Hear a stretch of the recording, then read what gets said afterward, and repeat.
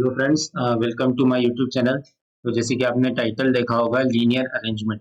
ये वीडियो जो है लीनियर अरेंजमेंट पर है। तो ये वीडियो जो है पार्ट 2 वीडियो है। This is a part 2 video. एक पार्ट 1 वीडियो ऑलरेडी आ चुका है जो कि हम इसमें कॉन्सेप्ट्स हमने डिस्कस कर लिए। अब ये पार्ट 2 वीडियो किस लिए है, क्योंकि इसमें जो है हम थोड़े से कुछ प्रीवियस वीडियो में जो हमने कॉन्सेप्ट डिस्कस किए उन्हें फिर से रिविजन करेंगे। और साथ ही में जो है हम क्वेश्चंस की भी डिस्कस करेंगे। कैटेगरी वाइज जो है टॉपिक वाइज हम जो है क्वेश्चंस भी डिस्कस करेंगे ताकि आपको बेटर अंडरस्टैंडिंग मिले कि क्वेश्चंस को किस तरह से डील करना है। तो ये था। अब जो है थोड़ा सा आपके लिए मैं आपको रिवीजन करवा देता हूँ। अभी हम जो है रिवीजन कर लेते हैं फर्स्ट वीडियो में हमने क्या पढ़ा, ताकि आपको जो है इस वीडियो में बहुत अच्छे से अंडरस्टैंडिंग मिले। अब हम रिवीजन अगर करें तो हमने सबसे पहले हमने क्या देखा कि हमने टॉपिक देखा। हमारा टॉपिक क्या था? अरेंजमेंट। स्टार्ट क्या किया था हमने? अरेंजमेंट टॉपिक स्टार्ट किया था। और इस अरेंजमेंट टॉपिक में भी पर्टिकुलरली जो है हमने लीनियर अरेंजमेंट को स्टार्ट किया, क्योंकि ये सबसे बेसिक है। और ये लीनियर अरेंजमेंट में जो हम बेसिक पढ़ते हैं ये आने वाले टॉपिक्स में हमको हेल्प करते हैं। तो सबसे पहले हमने लीनियर अरेंजमेंट देखा था। फिर लीनियर अरेंजमेंट के बाद हमने देखा था कि क्या आता है। लीनियर अरेंजमेंट के बाद आता है सर्कुलर अरेंजमेंट। ठीक है। उसके बाद हमने देखा था, फिर सर्कुलर के बाद हमारा आता है रेक्टेंगुलर अरेंजमेंट। Rectangular arrangement. फिर अगेन उसके बाद हमने फोर्थ देखा था स्क्वायर अरेंजमेंट क्या होता है। मीन्स हमने इनका सिर्फ ओवरव्यू लिया था। सिर्फ हमने लीनियर अरेंजमेंट को इस सिर्फ लीनियर अरेंजमेंट ही ऐसा टॉपिक जिसे हमने इन डिटेल अभी तक डिस्कस किया है। अभी ये जो रिमेनिंग टॉपिक्स है इनके लिए जो है हमको एक अलग से वीडियो मुझे बनाना पड़ेगा आपके लिए। तो फिर हमने देखा था स्क्वायर के बाद हमने देखा था ranks and ordering. Ranks and ordering वाला देखा था हमने, रैंक्स एंड ऑर्डरिंग वाले अरेंजमेंट क्वेश्चंस।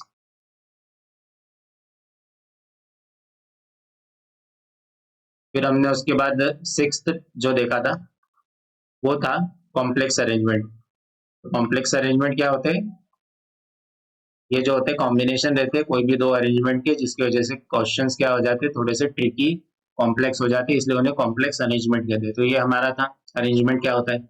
अब इसके बाद हम देखेंगे, हमने अरेंजमेंट पढ़ लिया था, फिर उसके बाद हमने टॉपिक स्टार्ट किया था। सबसे पहला टॉपिक हमारा वो था लीनियर अरेंजमेंट। अब लीनियर अरेंजमेंट को हमने इन डिटेल डिस्कस किया था। सिर्फ उसके जो है इस वीडियो में जो है हम क्वेश्चन डिस्कस करने वाले हैं। अब ये लीनियर अरेंजमेंट क्या होता है? सिर्फ अरेंजमेंट, लीनियर अरेंजमेंट क्या होता है मीन्स जो लीनियर अरेंजमेंट मीन्स ऐसा इस तरह से रो वाइज चल रहा हो। लीनियर मतलब आपको समझ जाना चाहिए लीनियर मतलब क्या होता है। ये अगर हम इस तरह से 180 डिग्री लाइन बना दें तो ये लीनियर हो जाता है। तो इसी मतलब अरेंजमेंट भी कैसा होगा? लीनियर मीन्स हॉरिजॉन्टल होगा। इस तरह से आपको समझ में आना चाहिए। अब लीनियर अरेंजमेंट में भी क्या होता है कि इसमें भी टॉपिक्स होते हैं। अब देखेंगे, आइए। लीनियर अरेंजमेंट में हमने देखे थे क्या टॉपिक्स होते हैं। सबसे पहला टॉपिक होता है single single row single row arrangement. फिर हमने देखा था multiple row arrangement. Multiple row arrangement. फिर सी हमने देखा था हमारा होता है फ्लोर अरेंजमेंट, जिसमें बिल्डिंग्स आती है, बिल्डिंग से रिलेटेड क्वेश्चंस आते हैं। ठीक है। फिर हमने डी देखा था शेड्यूलिंग। शेड्यूलिंग कौन से क्वेश्चंस होते हैं जिसमें ये जो रहते हैं ट्रेन, बस, कार बाइक, इससे रिलेटेड क्वेश्चंस होते हैं जिनकी उनकी हमें टाइमिंग दी रहती है। मीन्स हमें जो है टाइमिंग जो है ऑर्डर में नहीं दी होती, लेकिन हमें उसे ऑर्डर में फॉर्म करना पड़ती है और उसके बेसिस पर हमें हम आंसर करते हैं। अब जैसे कि हमने देख लिया लीनियर अरेंजमेंट क्या होता है, उसके बाद हमने सबसे लास्ट में देखा था कि क्या होता है, कौन सी स्ट्रेटेजी टिप्स आपके लिए यूजफुल है। स्ट्रेटेजी टिप्स, तो ये स्ट्रेटेजी टिप्स हम तभी डिस्कस कर पाएंगे जब हमने ऑलरेडी क्वेश्चंस डिस्कस करे हो, आपको थोड़ा आइडिया लग गया हो कि किस तरह से क्वेश्चंस को सॉल्व किया जाता है। तो ये था आपकी, हमने जो पिछला वीडियो में जो भी हमने पढ़ा था उसका रिवीजन था, स्मॉल रिवीजन। अब हम जो है आई डोंट थिंक सो कि आपको फिर से इस चीज की जरूरत होगी कि लीनियर अरेंजमेंट की हम जो है रिवीजन कर चुके हैं। तो इंट्रोडक्शन में पिछले वीडियो में दे चुका हूँ। अब सिंगल रो के बारे में, अब ये सिंगल रो है, ये हमने देखा था लीनियर अरेंजमेंट सबसे पहला टॉपिक जो आता है सिंगल रो।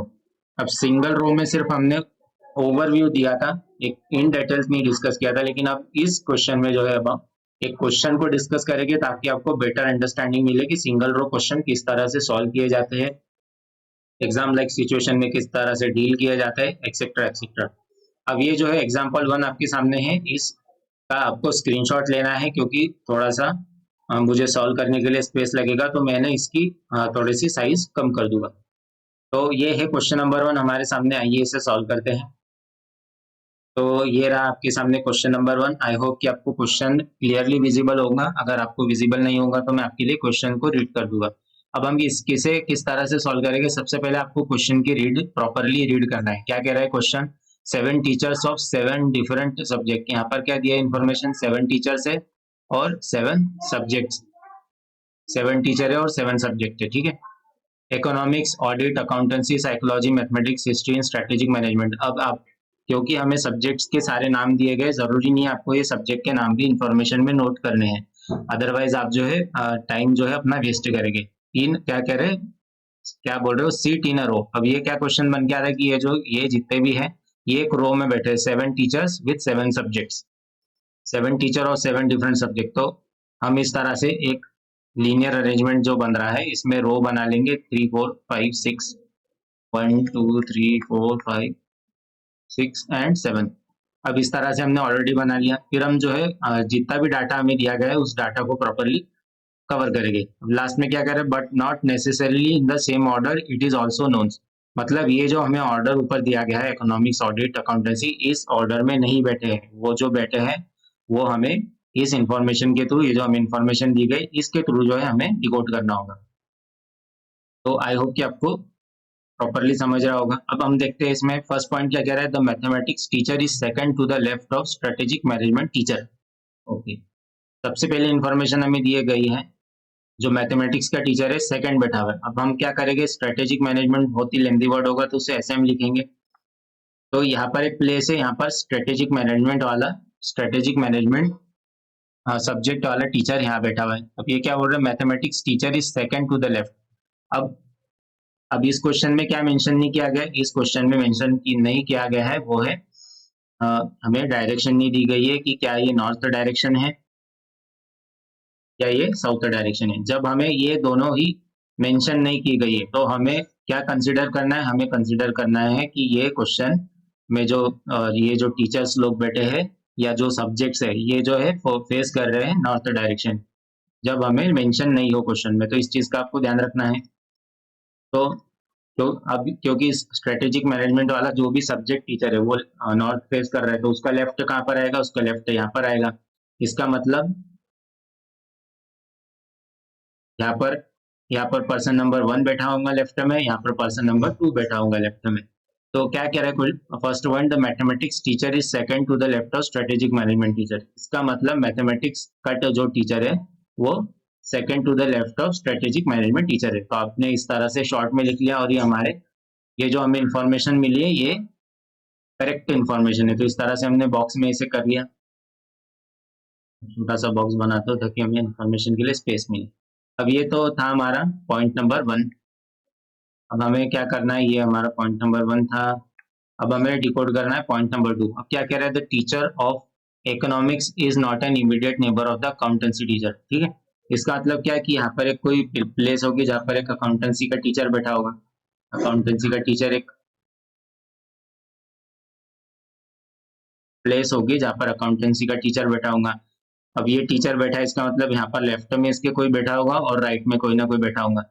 लेकिन ये सेकंड पॉइंट क्या कह रहा है कि जो इकोनॉमिक्स का टीचर है इमीडिएट नेबर नहीं है, मतलब इमीडिएट इसका जो है बिल्कुल बाजू वाला पड़ोसी नहीं है। इसका मतलब यहाँ पर कौन नहीं बैठेगा, यहाँ पर इकोनॉमिक्स वाला टीचर बिल्कुल नहीं बैठेगा इसके लेफ्ट में, अगर प्लेस उसके लिए अवेलेबल होगी तो भी, और उसके राइट में भी नहीं बैठेगा even if the place is available for him. ठीक है, इस चीज का आपको ध्यान रखना है। उसी तरह अगर हम हमारा, अब ये जो है फिक्स्ड इंफॉर्मेशन है तो आपको इस तरह से बॉक्स बना के इसे डिनोट कर देना है ताकि आपको कंफ्यूजन ना हो। अब थर्ड पॉइंट क्या कह रहा है, the history teacher who is at one of the extreme end. अब क्या कह रहा है, एक हिस्ट्री टीचर है। अब हम इन्हें कभी मार्क कर दे प्लेसेस को 1 2 3 4 5 6 7। अब क्या कह रहा है, the history teacher who is at one of the extreme end. अब एक्सट्रीम एंड इज 7 प्लेसेस में कौन सी होगा, तो एक्सट्रीम एंड होगी place number 1 and place number 7 is to the immediate right of the accountancy teacher. अब history वाला teacher क्या है, हिस्ट्री वाला टीचर जो है, थर्ड पॉइंट हमें क्या कह रहा है, history teacher is immediate right of accountancy teacher, मतलब ये अकाउंटेंसी कुछ इस तरह से, अकाउंटेंसी वाला टीचर यहाँ बैठा होगा और इसकी इमीडिएट राइट में जो होगा वो होगा हिस्ट्री का टीचर। तो ये भी हमारी फिक्स्ड इंफॉर्मेशन है, आपको इस चीज का भी ध्यान रखना है।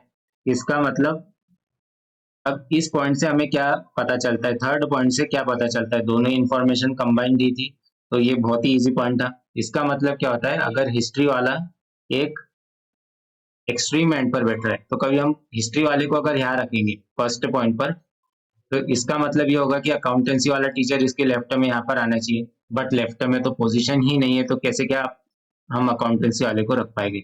इसका मतलब ये एक्सट्रीम पॉइंट पर हिस्ट्री वाला बिल्कुल नहीं बैठेगा। इस तरह से हमने इसको नोट भी कर लिया।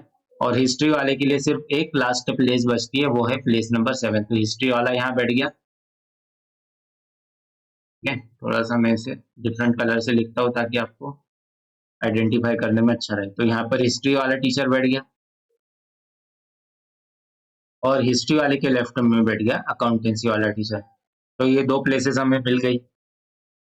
अब थर्ड पॉइंट हमने यूज कर लिया, अब सेकंड पॉइंट को यूज करेंगे। अब सेकंड पॉइंट हमें क्या कह रहा है, सेकंड पॉइंट ये कह रहा है कि अकाउंटेंसी में जो भी टीचर अकाउंटेंसी वाला टीचर है उसके लेफ्ट में और राइट में या उसके इमीडिएट नेबर में जो है इकोनॉमिक्स वाला टीचर बिल्कुल भी नहीं बैठेगा, even if the place is available. तो ठीक है, मतलब यहाँ पर इकोनॉमिक्स का टीचर नहीं बैठेगा। यार लिख देता हूँ, लिख मेरा इकोनॉमिक्स, तो यहाँ पर इकोनॉमिक्स का टीचर नहीं बैठेगा, मीन्स ये इकोनॉमिक्स के लिए प्लेस कौन सी बची, 1 2 3 4 बच गई। अब फर्स्ट पॉइंट पे वापस जाएंगे हम। फर्स्ट पॉइंट अगर हम देखें तो मैथ्स इस तरह से है, स्ट्रेटेजिक मैनेजमेंट वाला जो भी है टीचर, उसके बीच में कोई एक और टीचर है और उसके लेफ्ट में मैथमेटिक्स का टीचर है, तो ये पॉइंट तो हमें यूज नहीं कर सकते अभी। तो इसके लिए अब हम क्या करेंगे, पॉइंट नंबर 4 यूज करेंगे, क्योंकि हम फर्स्ट पॉइंट को अभी भी यूज नहीं कर पा रहे, क्योंकि हमारे पास 1 2 3 5 प्लेसेस अभी भी खाली है और हम इन 5 प्लेसेस पर फर्स्ट नंबर के पॉइंट को अप्लाई नहीं कर सकते, क्योंकि ये जो है बहुत सारे केसेस बना देगा। तो इस अभी के लिए हम पॉइंट नंबर 1 को स्किप करेंगे। पॉइंट नंबर 4 हमें क्या करें, पॉइंट नंबर 4 ये है, the economics teacher is third to the right of psychology teacher. अब इस पॉइंट का मतलब क्या है, ये साइकोलॉजी टीचर यहाँ पर बैठा है, साइको का ये है, मिनट थोड़ा सा मैं, यहाँ पर साइकोलॉजी का टीचर बैठा हुआ है और उसके थर्ड प्लेस पर is third to the right of psychology teacher, मतलब उसके राइट में है ना थर्ड 3 सीट्स होगी, मतलब 1 2 3 ऐसी। साइकोलॉजी का जो टीचर बैठा है उसके राइट में 3 सीट्स है, 1 2 3, और ये थर्ड सीट पर कौन बैठा है, इकोनॉमिक्स का टीचर। तो एक पॉइंट हमें मिल गया, ये भी फिक्स्ड पॉइंट है। अब इस पॉइंट को अगर हम अप्लाई करें, ठीक है ना, पॉइंट नंबर 4 को अगर अप्लाई करें तो ये इकोनॉमिक्स का जो टीचर है वो तो यहाँ पर सीट नंबर 5 पर बैठ नहीं सकता है। इसका मतलब इकोनॉमिक्स के लिए जो अवेलेबल प्लेस है वो यही है, सीट नंबर 4। तो मैं थोड़ा रेड पेन से लिख देता हूँ ताकि आप आइडेंटिफाई कर सकें। तो इकोनॉमिक्स का जो टीचर होगा वो 4th प्लेस पे बैठ पाएगा और साइकोलॉजी का जो है यहाँ पर बैठेगा। क्यों, अभी इस तरह से क्यों, हमने कैसे आइडेंटिफाई किया, क्योंकि हमने ऑलरेडी यहाँ लिख के रखा था कि इकोनॉमिक्स का यहाँ नहीं लिख सकता है, तो आपको इस तरह से ध्यान रखना है, आपको इस तरह से प्लेसेस पे मार्क लगाते जाने हैं। तो हमने देखा कि यहाँ पर इकोनॉमिक्स का नहीं बैठ सकता, तो इकोनॉमिक्स का कहाँ बैठ सकता है, पॉइंट नंबर 4 पे। अब हमारे पास 4 प्लेसेस अवेलेबल थे, फिर भी हमने कैसे आइडेंटिफाई किया कि सिर्फ पॉइंट नंबर 4 पे ही बैठेगा इकोनॉमिक्स। क्यों, क्योंकि इकोनॉमिक्स और साइकोलॉजी के बीच में दो दो दो टीचर्स हैं, या कह सकते हैं 2 सब्जेक्ट के टीचर हैं, और ये 2 सब्जेक्ट के टीचर्स के भी लेफ्ट में एक और टीचर है जो कि साइकोलॉजी का टीचर है। तो ये साइकोलॉजी का टीचर के लिए प्लेस कौन सी रहेगी, फिर ये प्लेस रहेगी सिर्फ प्लेस नंबर 1, क्योंकि वो यहाँ पर बीच में आ जाएगा तो फिर यहाँ पर सिर्फ एक ही स्पेस रहेगा। पॉइंट नंबर 2 पे आ जाएगा तो स्पेस सिर्फ पॉइंट नंबर 3 का रहेगा। तो इस तरह से आपको ध्यान रखना है। तो इसका मतलब हमने पॉइंट नंबर 4 को भी अच्छे से यूज कर लिया। अब हम पॉइंट नंबर 1 पर वापस जाएंगे। अब हमने 3 पॉइंट यूज कर लिया, पॉइंट नंबर 1 पे वापस जाएंगे। तो पॉइंट नंबर 1 क्या कह रहा है, मैथ्स और स्ट्रेटेजिक मैनेजमेंट के बीच में एक टीचर है जो कि बैठा हुआ है। तो इसे ये अगर हम पॉइंट 1 को यहाँ अप्लाई करें तो कैसे, ये कौन सी प्लेसेस सेटिस्फाई करती है, क्या पॉइंट, क्या प्लेस नंबर 2 सेटिस्फाई करती है। अगर प्लेस नंबर 2 पे अगर मैथ्स हम रख देंगे तो यहाँ पर इकोनॉमिक्स ऑलरेडी बैठा है जो कि फिक्स्ड पोजीशन है। तो यहाँ पर स्ट्रेटेजिक मैनेजमेंट अगर हम लिखेंगे तो वो आ नहीं सकता है क्योंकि उसके लिए अवेलेबल नहीं है प्लेस। इसका मतलब ये हमारी जो पॉइंट नंबर 2 की जो पॉसिबिलिटी वो खत्म हो गई। तो अब हमारे पास दो ही पॉसिबिलिटी बची, एक दो ही प्लेसेस की पॉसिबिलिटी बची, point point number 3 and point number 5। तो ये पॉइंट नंबर 1 को हम यहाँ अप्लाई कर देंगे, मैथ्स को यहाँ लिखेंगे। मैथ्स और क्योंकि स्ट्रेटेजिक मैनेजमेंट के बीच में एक स्टूडेंट, एक सब्जेक्ट था या एक सब्जेक्ट टीचर था, तो वो भी अवेलेबल है इकोनॉमिक्स। तो ये यहाँ पर हम स्ट्रेटेजिक मैनेजमेंट लिख देंगे। तो यहाँ पर ये हमारी कंडीशन सारे सेटिस्फाई हो गए। आई होप कि आपको समझ में आया। सबसे पहले हमने सारे पॉइंट्स को नोट डाउन किया, फिर हमने पॉइंट नंबर 2 को यूज किया, फिर पॉइंट नंबर 3 को यूज किया, फिर पॉइंट नंबर 4 को यूज किया, फिर हमने लास्ट में पॉइंट नंबर 1 को यूज किया, जिससे हमारी जो भी अरेंजमेंट थी हमारी बनकर आ गई।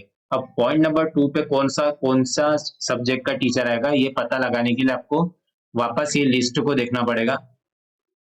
अगर हम देखें तो साइकोलॉजी का टीचर बैठ चुका है, अकाउंटेंसी का बैठ चुका है, मैथमेटिक्स का बैठ चुका है, हिस्ट्री का बैठ चुका है, स्ट्रेटेजिक मैनेजमेंट का बैठ चुका है, इकोनॉमिक्स का बैठ चुका है। तो एक ही एक सब्जेक्ट का टीचर बचा है जो नहीं बैठा है, वो है ऑडिट। तो इसलिए ये प्लेस नंबर 2 पे ऑडिट वाला, ऑडिट से रिलेटेड सब्जेक्ट वाला टीचर यहाँ पर आ जाएगा। तो ये हमारा बन के आ गया अरेंजमेंट आपके लिए। ठीक है, तो आई होप कि आपको समझ में आया होगा। बहुत ही इजी था, अदरवाइज आपको समझ में नहीं आया तो इस वीडियो को जरूर रिपीट करके देखिए क्योंकि बहुत ही इजी क्वेश्चन है। इससे कई गुना कॉम्प्लेक्स क्वेश्चन जो है हम आने वाली वीडियोस में कवर करने वाले हैं। तो अगर हम यहाँ देखें, यहाँ पर हमारा क्वेश्चन नंबर 1 दिया हुआ है, the teacher of which subject sit exactly between the economics and accountancy teacher. तो हमें एक ऐसा टीचर को फाइंड करना है जो कि इकोनॉमिक्स और अकाउंटेंसी टीचर के बीच में बैठा है। तो अकाउंटेंसी और इकोनॉमिक्स के बीच में कौन बैठा है, अगर हम देखें तो इकोनॉमिक्स ये है, अकाउंटेंसी ये है, और इसके बीच में कौन बैठा हुआ है, इसके बीच में बैठा है स्ट्रेटेजिक मैनेजमेंट वाला। तो हमारा इस क्वेश्चन नंबर 1 के लिए आंसर हो गया स्ट्रेटेजिक मैनेजमेंट। तो this is the correct answer for this. तो आई होप कि आपको समझ में आया होगा कि हमें इन क्वेश्चंस को किस तरह से डील करना है। अब अगर मैं थोड़ी सी ये क्वेश्चंस को डील कैसे करना है इसके लिए हम स्ट्रेटेजीज की बात करें तो सबसे पहले आपको ये लाइन वाइज पॉइंट्स पढ़ने हैं। और ठीक है, तो इसे किस तरह से हम डील करते हैं एक बार मैं फिर से आपको बिल्कुल स्टार्टिंग से शो करता हूँ, एक ओवरव्यू दे देता हूँ। सबसे पहले हमें जो इन्फॉर्मेशन दी गई है ऊपर, इस इन्फॉर्मेशन को आपको प्रॉपरली रीड करना है। और ये जो हमें सब्जेक्ट दिए गए, जरूरी नहीं है आपको इन सारे सब्जेक्ट्स का नाम लिखना है, सिर्फ जब यूज पड़े, जब आपको जरूरत होगी तभी आपको लिखना है, अदरवाइज आप टाइम वेस्ट करेंगे। फिर आपको क्या करना है, इस क्वेश्चन में आपको पॉइंट नंबर 1 को आपको रीड करना है, उसे इस तरह से डिकोड करके लिख देना है। सेकंड नंबर पॉइंट को रीड करना है, डिकोड करके अगेन इसी तरह लिख देना है। पॉइंट नंबर 3 को पढ़ना है, उसे डिकोड करके इस तरह से लिख देना है। पॉइंट नंबर 4 को फिर से रीड करना है, इसे डिकोड करके इस तरह से लिखना है।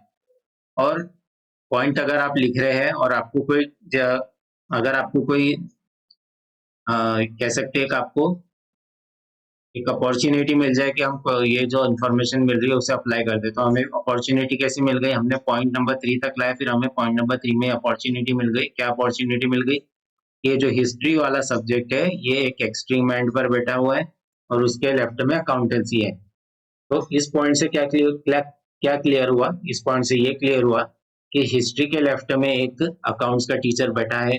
इसका मतलब अगर हम हिस्ट्री को पॉइंट नंबर 1 पे अगर रखेंगे तो अकाउंट्स का टीचर तो ये जो 7 प्लेसेस है इसके बाहर ही चला जाएगा। इसका मतलब क्या होगा कि हम जो डिकोड कर रहे हैं वो कंप्लीटली गलत हो जाएगा। तो इसको फिर हम जो है हमारी पॉसिबिलिटी को एलिमिनेट करते हैं और हिस्ट्री के लिए फिर जो पॉसिबिलिटी बचती है जो कि लास्ट पोजीशन है, 7th पोजीशन एक्सट्रीम एंड पर, वहां पर हम हिस्ट्री को लिखते हैं, उसके लेफ्ट साइड में अकाउंट्स को लिखते हैं और हम क्या करते हैं, हमारे पॉइंट नंबर 3 को सेटिस्फाई कर देते हैं। फिर उसके बाद हमने क्या किया, हमने हमने जो था उसके बाद पॉइंट नंबर 2 का यूज किया कि पॉइंट नंबर 2 क्या कह रहा था कि अकाउंटेंसी के लेफ्ट में और राइट में अगर पोजीशन खाली हो, even if the position is vacant, आपको जो है इकोनॉमिक्स का टीचर नहीं बैठेगा। ओके, तो ये क्वेश्चन ने हमें क्या है, इंफॉर्मेशन दी है और हमें इसे स्ट्रिक्टली फॉलो करना है। तो हमने फिर इकोनॉमिक्स का यहाँ पर हमने इस तरह से मार्क भी लगा लिया कि हम यहाँ पर इकोनॉमिक्स के टीचर्स को बिठा नहीं सकते, लेफ्ट में और राइट में भी नहीं बिठा सकते। तो हमने पॉइंट नंबर 2 को भी सेटिस्फाई कर दिया। फिर पॉइंट नंबर 1 को देखा। फिर पॉइंट नंबर 1 जब हमने देखा तो हमारे सामने 5 प्लेसेस खाली थी, तो ये पॉसिबिलिटीज बहुत ज्यादा थी, केसेस बन सकते थे, इसलिए हमने पॉइंट नंबर 1 को होल्ड पर रखा। फिर पॉइंट नंबर 1 को जब हमने होल्ड पर रखा तो उसको होल्ड पर रख के हमने पॉइंट नंबर 4 को रीड किया, उसे डिकोड किया प्रॉपरली। उस इंफॉर्मेशन को इस तरह से हमने एक कोड की तरह लिख लिया कि हमने क्या किया कि इकोनॉमिक्स का टीचर है, क्या कह रहा था पॉइंट नंबर 4, इकोनॉमिक्स टीचर जो है थर्ड प्लेस पर बैठा हुआ है एक साइकोलॉजी टीचर के राइट में। तो साइकोलॉजी टीचर का थर्ड प्लेस पर कैसे आएगा, थर्ड प्लेस कैसी आएगी, तो यहाँ पर ये जो बंदा बैठा होगा वो फर्स्ट पोजीशन पे, ये यहाँ पर कोई बैठा होगा सेकंड पोजीशन पे, और यहाँ जो होगा वो थर्ड पोजीशन। इस तरह से हम कोड लिख लेंगे ताकि हम जो है इसे यूज कर सके। फिर अब हमारे पास पॉसिबिलिटी ये बन के आ गई। फिर हम क्या करते हैं, पॉइंट नंबर 4 को, ये जो हमारा यहाँ पर बन रहा है अरेंजमेंट, इस अरेंजमेंट में अप्लाई कर देते हैं। अब इस अरेंजमेंट को किस तरह से अप्लाई करते हैं हम, ये आपने देखा ही होगा, उसे हम लिख देते हैं। फिर उसके बाद लिखने के बाद हमारे पास यहाँ दो पोजीशन, यहाँ पर point number 2, point number 3, point and this point number 5, तो इस तरह से 3 पोजीशन खाली रह जाती है। फिर जब हमारे पास कोई पॉइंट नहीं बचता है, फिर हमने जो पॉइंट हमने होल्ड पर रखा था पॉइंट नंबर 1, अगेन उस पॉइंट पर, अगेन उस पॉइंट नंबर 1 पर हम फिर से जाते हैं और उस पॉइंट में क्या हमने कोड लिखा था उस कोड को समझते हैं कि मैथ्स और स्ट्रेटेजिक मैनेजमेंट के बीच में एक कोई सब्जेक्ट टीचर बैठा है। तो क्या फिर हम ये 3 पोजीशन बचे थे, तो क्या हम ये मैथ्स वाले टीचर को पॉइंट नंबर 2 पे लिख सकते थे? बिल्कुल नहीं, क्योंकि यहाँ पर इकोनॉमिक्स का टीचर्स ऑलरेडी आकर बैठ चुका है जो कि वो फिक्स्ड पोजीशन है उसकी। इसका मतलब पॉइंट नंबर 2 वाली पॉसिबिलिटी हट जाती है, सिर्फ हमारे पास दो एक ही पॉसिबिलिटी बचती है, point number 3 and point number 5। फिर हम ये मैथ्स और स्ट्रेटेजिक मैनेजमेंट को यहाँ प्लेस कर देते हैं। ये लास्ट में पॉइंट नंबर 2 की जो पोजीशन है लेफ्ट खाली बच जाती है। फिर हम इन सारे जो भी हमें दिए गए हैं इन्हें हम लिखेंगे नहीं, हम इन्हें क्या करेंगे, जैसे हमने देखा कि इकोनॉमिक्स हम ऑलरेडी लिख चुके हैं, क्रॉस करेंगे, अकाउंटेंसी हम लिख चुके, क्रॉस करें, साइकोलॉजी लिख चुके, क्रॉस, मैथमेटिक्स को हम प्लेस कर चुके हैं, हिस्ट्री को प्लेस कर चुके, एसएम को प्लेस कर चुके। तो एक लास्ट हमारे पास जो सब्जेक्ट टीचर बच जाता है वो है ऑडिट। तो यहाँ पर प्लेस नंबर 2 पर हम ऑडिट को लिख देते हैं और हमें जो क्वेश्चन पूछा गया है उसे हम करेक्टली मार्क कर देते। तो ये था हमारे लिए question number 1।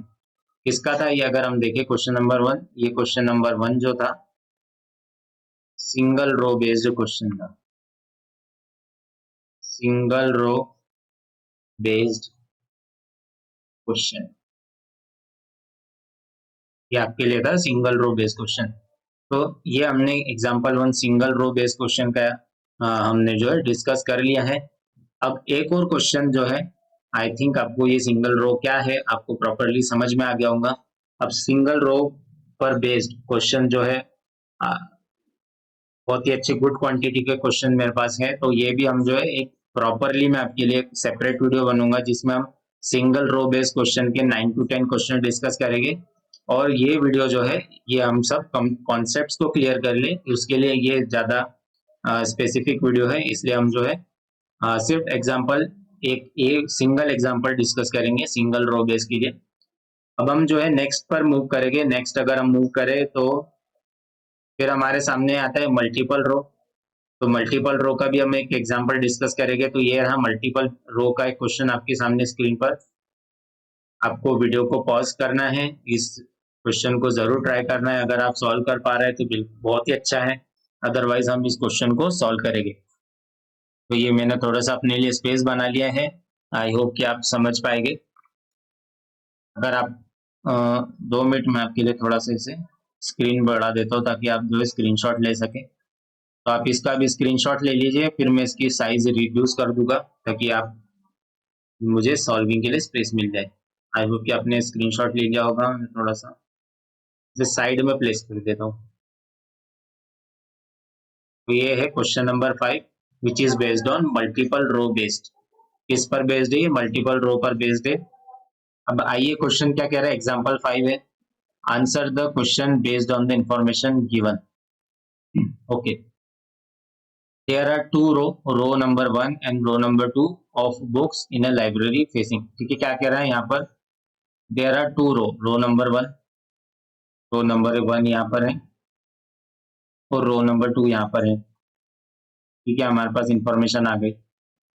Of books in a library facing each other, क्या कह रहा है, ऑफ बुक्स, क्या के बुक्स के रो है और एक दूसरे को फेस कर रहे हैं इस तरह से।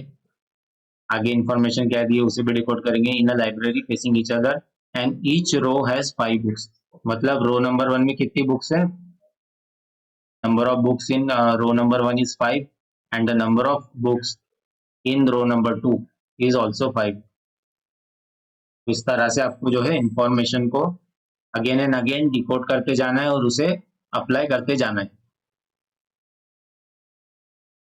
और फिर नेक्स्ट पॉइंट हमें क्या कह रहा है कि each row has 1 book, each row पे, हर रो में एक बुक है। Each on physics, chemistry, economics, history, mathematics, मतलब कितनी बुक्स है हर रो में, फिजिक्स, केमिस्ट्री, इकोनॉमिक्स पर एक बुक है, फिर एक हिस्ट्री पर है और एक मैथमेटिक्स पर है। इसका मतलब क्या है, ये 5 बुक्स जो है रो 1 में भी है और रो 2 में भी है, लेकिन क्या है, शफल्ड है, ये एक दूसरे की, मतलब इस तरह से जो इंफॉर्मेशन गई है इस तरह से सिमिलर नहीं है। The book are equally spaced. अब इक्वली स्पेस्ड का मतलब क्या है, ये हम आगे जानेंगे। Economics in row 2 is at a corner, तो ये पॉइंट क्या कह रहा है, इकोनॉमिक्स इन रो 2 में क्या है, इकोनॉमिक्स जो है कॉर्नर पर है। अब किस तरह से कॉर्नर पे, आइए देखते हैं। अब पता नहीं कौन से कॉर्नर पे, कॉर्नर नंबर इस पे है या कॉर्नर नंबर 5 पे है, आइए देखते हैं। तो हमें पता नहीं है दोनों में से कौन से कॉर्नर में, तो अभी हम इकोनॉमिक्स को कंसिडर करेंगे सेकंड रो में। ये यहाँ पर भी है इकोनॉमिक्स में, इकोनॉमिक्स यहाँ पर भी है और ये लास्ट में भी है, हम कंसिडर करेंगे दोनों जगह है। तो ये हमारा पॉइंट हमने लिख लिया। इन बोथ रोज इकोनॉमिक्स, दोनों ही रो में इकोनॉमिक्स की बात हो रही है। Economics is next to chemistry, दोनों ही रो में क्या कह रहा है, ये पॉइंट हमें क्या कह रहा है, economics is next to chemistry, मतलब ये इकोनॉमिक्स जो है इज, क्या कह रहा है, इकोनॉमिक्स जो है नेक्स्ट टू केमिस्ट्री, मतलब ये इस तरह से भी हो सकता है, economics is next to chemistry, कुछ इस तरह से भी हो सकता है या ये इस तरह से भी हो सकता है, केमिस्ट्री, क्योंकि इकोनॉमिक्स जो है केमिस्ट्री के नेक्स्ट में तो हो सकता है केमिस्ट्री यहाँ पर हो और इसके अलग यहाँ पर भी हो, तो ये दोनों पॉसिबिलिटीज है हमारी। तो अभी क्योंकि ये फिक्स नहीं है तो हम इसे बॉक्स में नहीं डालेंगे। अब हमें पॉइंट नंबर 2 ये था हमारा। फिर पॉइंट नंबर क्या कह रहा है, इज नेक्स्ट टू केमिस्ट्री, क्या कह रहा है, in both rows economics is next to chemistry और chemistry which is next to physics. अब यहाँ पर आपने देखा, यहाँ पर एक डॉट डॉट आ गया, क्या आ गया यहाँ पर, एक यहाँ पर ये कौन सा, और आपको दिख नहीं रहा होगा, 2 मिनट आपको मैं प्रॉपरली अगर नहीं दिख रहा होगा तो आपको जो है बड़ा स्क्रीनशॉट आपने जो लिया होगा उसे देख लीजिए। तो यहाँ पर जो है ये आपको मार्क दिख नहीं रहा होगा, लेकिन ये क्या है, कॉमा है। अब यहाँ पर क्या लिखा गया है, chemistry which is next to physics. अब आपको कभी इस तरह से दे दिया गया है केमिस्ट्री और यहाँ पर एक कॉमा है which is next to physics. तो इस तरह के स्टेटमेंट को आपको किस तरह से डिकोड करना है, मैं आइए आपको बता दो।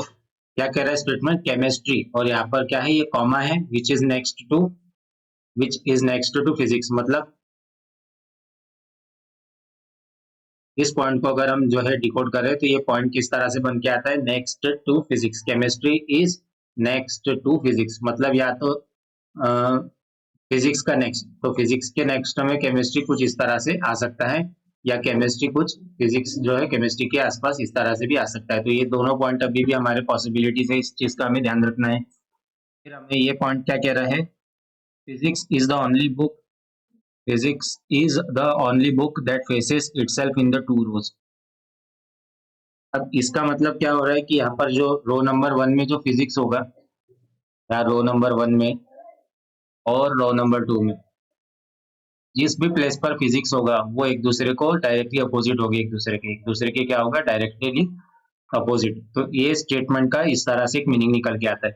अब हम इसका भी, अगर अब इस स्टेटमेंट को अगर हम अप्लाई करें, ये जो हमने स्टेटमेंट डिकोड किए हैं, ये इसको डिकोड किया है और इसे भी हमने डिकोड किया है तो इसको अगर हम डिकोड करें तो ये इकोनॉमिक्स वाला पॉइंट जो बन के आया था कि ये एक्सट्रीम एंड पर है रो 2 में, या तो यहाँ पर हो सकता है और यहाँ पर हो सकता है, तो इसका अगर हम आगे के पॉइंट्स भी पढ़े तो हमें कोई पर्टिकुलरली कोई कंक्लूजन नहीं मिलता है। तो ये कंक्लूजन नहीं मिलता, इसका मतलब क्या है?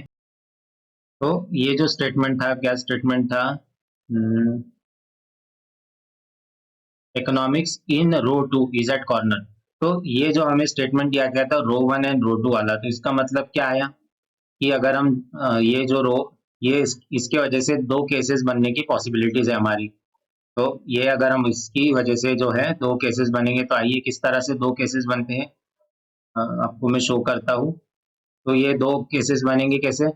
ये बनेगा केस नंबर 1, केस नंबर 1 जहाँ पर यहाँ पर ये रो 1 रो 2,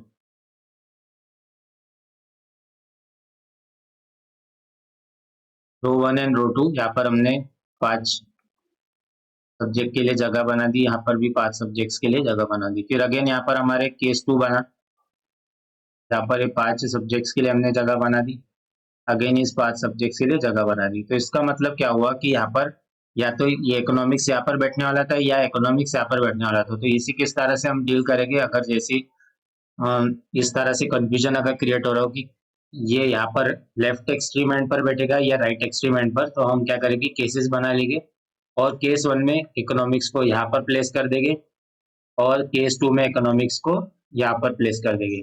तो इस तरह से हमारे दो केसेस बन जाएंगे। अब इसे अगर हम आगे प्रोसीड करें आगे तो अब कभी जैसे हमने पॉइंट 1 जो जो हमारा यहाँ पर था, ये पॉइंट 1 को हमने यूज कर लिया। अब पॉइंट 2 का यूज करेंगे तो क्या कह रहा है पॉइंट में, इकोनॉमिक्स के नेक्स्ट में क्या है? इकोनॉमिक्स के नेक्स्ट में अगर हम देखें तो क्या बेटा है पॉइंट, ये पॉइंट 1 क्या रहा है, केमिस्ट्री, फिजिक्स। ठीक है, ये पॉइंट को यूज किया अपने पॉइंट 2 जो कि आधा था, और अगेन इसकी वजह से एक और केस बन के आ रहा था क्योंकि नेक्स्ट का आ गया था, नेक्स्ट का आ गया था मतलब ये लेफ्ट में भी हो सकता है या राइट में भी हो सकता है, कुछ क्लियर नहीं था। तो हमने नेक्स्ट के लिए हमने क्या पॉसिबिलिटी बनाई कि इकोनॉमिक्स में राइट में भी बैठ सकते हैं ये जो सब्जेक्ट है, और ये लेफ्ट में भी बैठ सकते हैं। फिर हमने यहाँ पर सिमिलर ये इसको अप्लाई किया जहाँ पर इकोनॉमिक्स के लेफ्ट में बैठा है केमिस्ट्री वाला, केमिस्ट्री के लेफ्ट में बैठा है फिजिक्स वाला। ठीक, कौन बैठा है, फिजिक्स वाला। तो फिजिक्स वाला हो गया यहाँ पर। अब पॉइंट जो हमारा यहाँ बन के आ रहा है, फिर अगर हम देखें पॉइंट 2 हमारी यूज हो गया। अब ये जो पॉइंट 3 था हमारा, पॉइंट 3 क्या कह रहा था हमें कि फिजिक्स के जो सब्जेक्ट है ये एक दूसरे के जस्ट अपोजिट है।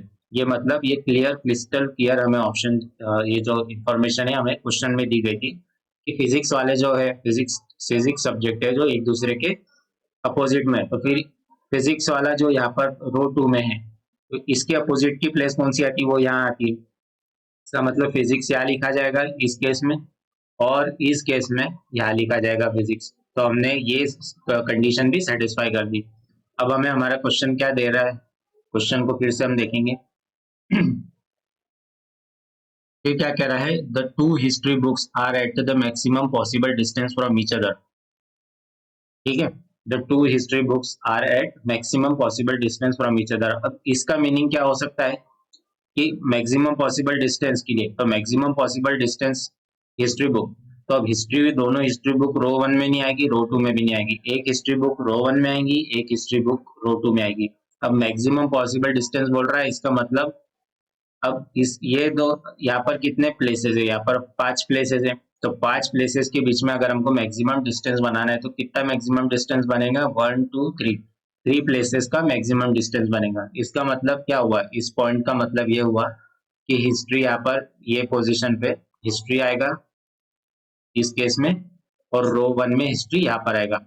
तो ये क्या हो गया, क्वेश्चन में बिना कहे कि डायगोनली अपोजिट है, उसने क्या किया, क्या उसे इनडायरेक्टली क्या इंटरप्रेट किया कि ये जो सब्जेक्ट है हिस्ट्री ये एक दूसरे के बहुत ही मैक्सिमम प्लेसेस एक दूसरे से बहुत दूर है।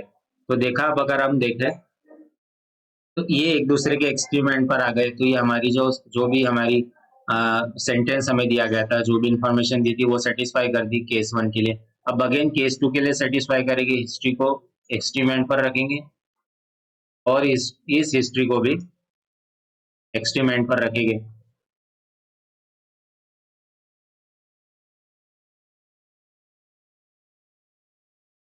तो अब अगर हम देखें तो हमारी जो रो नंबर 2 है ये ऑलमोस्ट कंप्लीटली फिल हो चुकी है एक्सेप्ट वन दिस प्लेस, और इस प्लेस को छोड़ दे। तो इसका मतलब अब यहाँ पर इकोनॉमिक्स आ गया, केमिस्ट्री, फिजिक्स आ गया, हिस्ट्री आ गया। अब 5 सब्जेक्ट में से 4 आ गए, तो एक लास्ट में कौन सा बचा? फिजिक्स। कौन सा बचा हमारा? हमारा बचा इकोनॉमिक्स आ गया, हिस्ट्री आ गया, फिजिक्स भी आ गया, केमिस्ट्री भी आ गया। इसका मतलब ये जो प्लेस जो वैकेंट रह गई यहाँ पर आएगा मैथ्स। सिमिलरली यहाँ पर भी मैथ्स आएगा। अगर आपको साइमल्टेनियसली दोनों पोजीशंस को फिल करना है, दोनों केसेस को भी आपको फिल करते जाना है अगर आप इस तरह के क्वेश्चंस को सॉल्व कर रहे हैं। फिर हम क्या करेंगे? फिर अब यहाँ पर 2 प्लेसेस बची थी, यहाँ पर प्लेस नंबर और यहाँ पर भी बचे। तो अब आगे की इंफॉर्मेशन देखेंगे, हमें क्या कह रहा है आगे information. Only one more set of books, एक और कोई सेट ऑफ बुक्स है, मतलब जिस तरह से हिस्ट्री था, on the same subject, one only one more set of books on the same subject is diagonally opposite each other.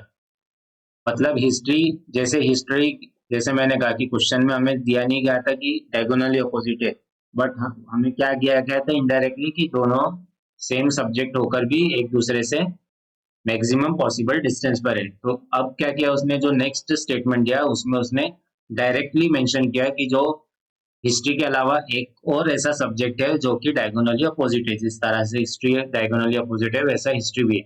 तो अब आने की पॉसिबिलिटी, कौन सा सब्जेक्ट है जिसकी आने की पॉसिबिलिटी हो सकती है कि वो डायगोनली अपोजिट हो? तो अब हिस्ट्री तो आ चुका है, तो अब लास्ट एक्सट्रीम एंड कौन कौन से बचे? एक्सट्रीम एंड पे बचा है सिर्फ जो है, बचा है पोजीशन वो है ये। और यहाँ पर ऑलरेडी इकोनॉमिक्स आ चुका है, तो इसका मतलब इस एक्सट्रीम एंड पर इकोनॉमिक्स आएगा। इस तरह से हम जो है, इस तरह से जो है डिकोड करेंगे। ये हमने प्रॉपरली डिकोड कर दिया। अब ये हमारे जो है कंप्लीट हो गया। अब इसके अलावा ये 2 पोजीशंस ऑलरेडी बच गए। अब अगर हम देखें तो ये ऊपर की रो वन में अगर हम देखें तो रो वन में 2 प्लेसेस बची है, जिसमें कि हिस्ट्री ऑलरेडी आ चुका है, फिजिक्स आ चुका है और इकोनॉमिक्स आ चुका है। इसका मतलब केमिस्ट्री और मैथ्स ही बचा है। तो क्या बचे? अभी 2 प्लेसेस पर बचे, केमिस्ट्री और मैथ्स। केमिस्ट्री एंड मैथ्स दोनों प्लेसेस के लिए बचे। अब क्या केमिस्ट्री के जस्ट अपोजिट में केमिस्ट्री आ सकता है? क्या आ सकता है? क्या पॉसिबिलिटी है? बिल्कुल नहीं। क्या मैथ्स के जस्ट अपोजिट मैथ्स आ सकता है? क्या पॉसिबिलिटी? बिल्कुल नहीं। क्यों नहीं है? क्या आपने सोचा कि ये पॉसिबिलिटी क्यों नहीं? क्योंकि ये इंफॉर्मेशन क्वेश्चन में दी ही नहीं गई है। जब आपको इस तरह की इंफॉर्मेशन दी नहीं गई हो तो आपको कोई भी सेम सब्जेक्ट को जस्ट उसके अपोजिट नहीं रखना है, अदरवाइज आप जो है बहुत बड़ी मिस्टेक करेंगे और आप जो है एंड पॉइंट तक लाते लाते अपना आंसर गलत कर देंगे। तो केमिस्ट्री के जस्ट अपोजिट केमिस्ट्री क्यों नहीं आ सकता है? क्योंकि हमें क्वेश्चन में ये इन्फॉर्मेशन दी नहीं गई। तो केमिस्ट्री के अपोजिट में क्या आएगा? अगर हम देखें तो केमिस्ट्री के अपोजिट में मैथ्स आएगा और मैथ्स के अपोजिट में केमिस्ट्री आएगा। यहाँ पर भी मैथ्स के अपोजिट में केमिस्ट्री और केमिस्ट्री के अपोजिट में मैथ्स। तो ये हमारे कुछ 2 केसेस बन के आ गए। अब ये दोनों केसेस को आप जो है आंसर के लिए यूज कर सकते हैं, क्योंकि दोनों ऑलमोस्ट सेम है। क्या कह रहा है, थोड़े क्वेश्चंस को देखेंगे अभी जो है। इसको मैं प्रॉपरली आपके लिए जो है केस 1 और केस 2 को प्रॉपरली लिख लेता हूँ, ताकि आपको बेटर अंडरस्टैंडिंग आए और आप जो है करेक्ट आंसर दे पाए। यहाँ पर मैंने मार्कर बना लिया प्रॉपरली, ठीक। तो हमारा यहाँ पर क्या बनकर आया था, ये हमारा ऊपर बना है केस 1, जिसमें यहाँ पर है रो 1 और यहाँ पर है रो 2। और हमारे सब्जेक्ट किस तरह से अरेंज हो, यहाँ पर हिस्ट्री आया, यहाँ पर मैथ्स आया, या फिजिक्स आया, या केमिस्ट्री आया, या इकोनॉमिक्स आया। फिर यहाँ पर अगेन हमारा इकोनॉमिक्स आया सेकेंड रो में, यहाँ केमिस्ट्री, या फिजिक्स, मैथ्स और यहाँ पर हिस्ट्री। फिर अगेन हमने यहाँ पर केस 2 बनाया। यहाँ पर रो 1, यहाँ रो 2। तो दोनों ही जो केसेस हमारे बन के आए वो एग्जैक्टली एक दूसरे के जैसे ही है, सेम है। थोड़ी सी पोजीशन हो सकता है रिवर्स हो गई हो, लेकिन जो आपको क्वेश्चन पूछे जाएगा वो इसी तरह पूछे जाएगी कि जो आपके आपको कंफ्यूजन में ना डाले और आपके आंसर्स को मिस्टेक्स आंसर को गलत ना करे। तो क्वेश्चन भी उस तरह से बनेंगे अगर ये हमारे दो केसेस बन रहे हैं और उसमें सिमिलर बन रहा है कुछ।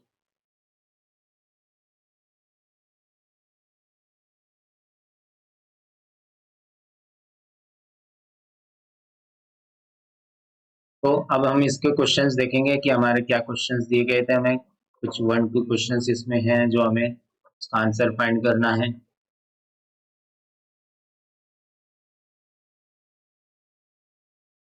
क्वेश्चन क्या दिया गया आगे देखते हैं, आइए।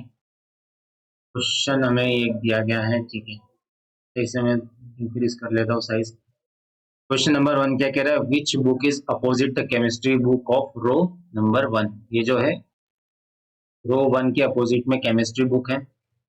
नहीं नहीं, which book is opposite the chemistry book of row 1। तो रो 1 में कोई केमिस्ट्री बुक है।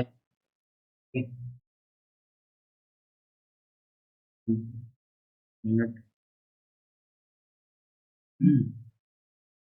तो रो 1 में कोई केमिस्ट्री बुक है, ठीक है, ये केमिस्ट्री बुक है। और इसके अपोजिट में कोई बुक है, तो वो कौन सी है, वो है मैथ्स की। सिमिलरली अगर केस नंबर 2 में देखें तो केमिस्ट्री है और उसके अपोजिट में कौन सी बुक है, वो भी मैथ्स ही है। तो ये भी दोनों हमारे करेक्ट बन के आए। इसका मतलब ये दोनों केस जो बने वो आपके लिए बिल्कुल सही बने, एग्जैक्टली बिल्कुल सही बने। हो सकता है थोड़े से रिवर्स हो गए हो। तो ये हमारा आंसर जो बन के आया है इसके लिए,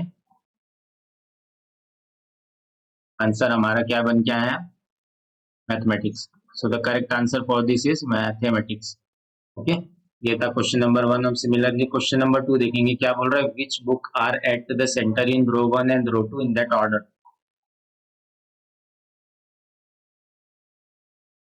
तो सेंटर में कौन से बुक आ रहे हैं, तो हम अगर ये हमने जो केसेस बनाए जो कि करेक्ट है, सेंटर में आ रहा है फिजिक्स, यहाँ पर भी फिजिक्स आ रहा है, तो ये हमारा करेक्ट आंसर है। तो हमारा जो करेक्ट आंसर है इसके लिए वो है ऑप्शन नंबर 3, क्योंकि फिजिक्स ही ऐसा सब्जेक्ट है तो एक दूसरे के अपोजिट आ रहा है। तो ये रहा क्वेश्चन नंबर 2, जो कि ये कौन सा क्वेश्चन था, अगर हम फिर से एक बार देखें। ये था क्वेश्चन नंबर 5 था। इसके बीच में भी कुछ क्वेश्चन है जो हम डिस्कस करने वाले हैं, तो आपको इस तरह से सॉल्व करना है। आई होप कि आपको समझ में आ गया होगा। तो अगर आपको स्क्रीनशॉट लेना है तो आप इस तरह से स्क्रीनशॉट ले सकते हैं ताकि आपको समझ में आए कि हमने किस तरह से सॉल्व किया है। तो ये जो था क्वेश्चन नंबर एग्जाम्पल 5, ये था multiple row based, multiple row based.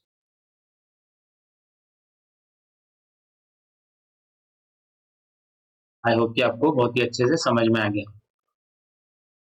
तो इस तरह से अब हम जो है रैंक एंड ऑर्डरिंग वाले क्वेश्चंस भी एक क्वेश्चन सॉल्व करेंगे, शेड्यूलिंग पे सॉल्व करेंगे, ताकि आपको समझ में आ जाए कि शेड्यूलिंग एक्चुअली में है क्या। तो आई थिंक ये वीडियो ऑलरेडी लेंथी हो चुका है, 43 मिनट्स का हो चुका है। तो इस वीडियो को जो है हम यहीं पर एंड करेंगे। अब नेक्स्ट वीडियो में जो है हम थोड़ा सा आपको मैं दिखा देता हूँ, ओवरव्यू दे देता हूँ नेक्स्ट वीडियो में क्या करने वाले हैं। नेक्स्ट वीडियो में जो है हम फ्लोर अरेंजमेंट के बारे में देखेंगे और फ्लोर अरेंजमेंट पे ये क्वेश्चन सॉल्व करेंगे। अगर आपको ये क्वेश्चन ऑलरेडी सॉल्व करना है, अगर आपको कुछ आइडिया हो फ्लोर अरेंजमेंट का, तो आप ये क्वेश्चन स्क्रीनशॉट लेकर ट्राई कर सकते हैं। तो इसके कुछ क्वेश्चंस को सॉल्व करेंगे, आंसर्स करेंगे, फिर शेड्यूलिंग का क्वेश्चन डील करेंगे। शेड्यूलिंग पे भी एक हम क्वेश्चन सॉल्व करेंगे, एक एग्जांपल डिस्कस करेंगे। जैसे कि मैंने कहा ये क्वेश्चंस क्या है, train, bike, car, etcetera etcetera पे बेस्ड होते हैं। इस तरह से आप देखेंगे क्वेश्चन में ट्रेन का नाम दिया गया, उनकी टाइमिंग दी गई और इन्हें हमें अरेंज करना रहेगा, और इस तरह से क्वेश्चन डील करेंगे। और फिर लास्ट में हम जो है आने वाली वीडियो में स्ट्रेटेजी टिप्स डिस्कस करेंगे लीनियर अरेंजमेंट के क्वेश्चंस के लिए।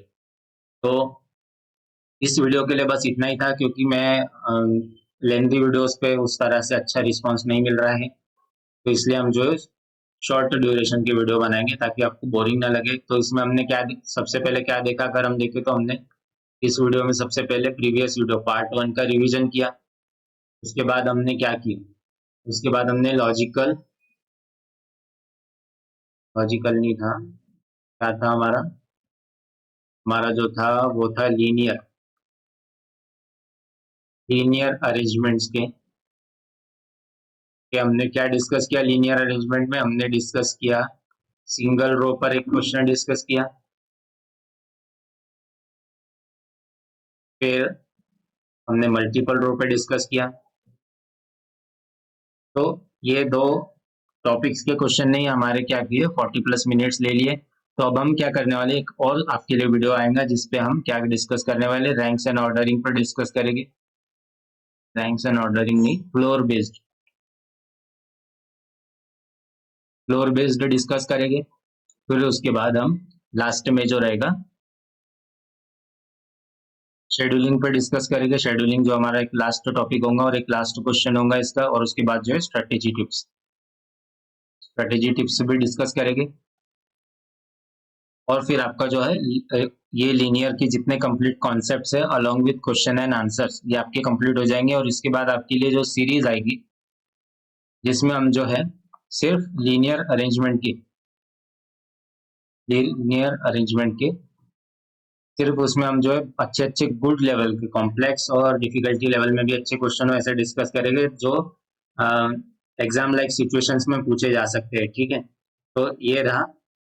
तो एट लास्ट ये कहना चाहूंगा वी, जैसे कि मैंने थॉट लिखा है, we are going to have a great year of learning together, क्योंकि हम जो है कंप्लीट रीजनिंग एबिलिटी इस चैनल पर पढ़ने वाले हैं। तो आई होप कि आपको वीडियो में पूरा कंप्लीट समझ में आया होगा बेटर अंडरस्टैंडिंग के साथ। आपको आपने खुद भी सॉल्व किया होगा, आपने इस वीडियो को लाइक भी कर दिया होगा। इस वीडियो को अपने फ्रेंड सर्कल में शेयर जरूर कर दीजिए और मेरे चैनल को सब्सक्राइब जरूर कर दीजिए, क्योंकि आपको जो है डेली वीडियोस इस पर मिलने वाले हैं, जो कि प्रैक्टिस वीडियो भी रहेंगे, कॉन्सेप्ट वीडियो भी रहेंगे, प्रीवियस ईयर क्वेश्चंस पे बेस्ड रहेंगे। तो इस वीडियो के लिए बस इतना ही था। आई होप कि आप आने वाला जो वीडियो है, प्रीवियस वीडियो भी आपने देख लिया होगा, ये वीडियो भी प्रॉपरली देख लिया होगा और आने वाला जो वीडियो है वो भी उसे प्रॉपरली देख लेगी। तो इस वीडियो का मैं यही एंड करूंगा। Thank you.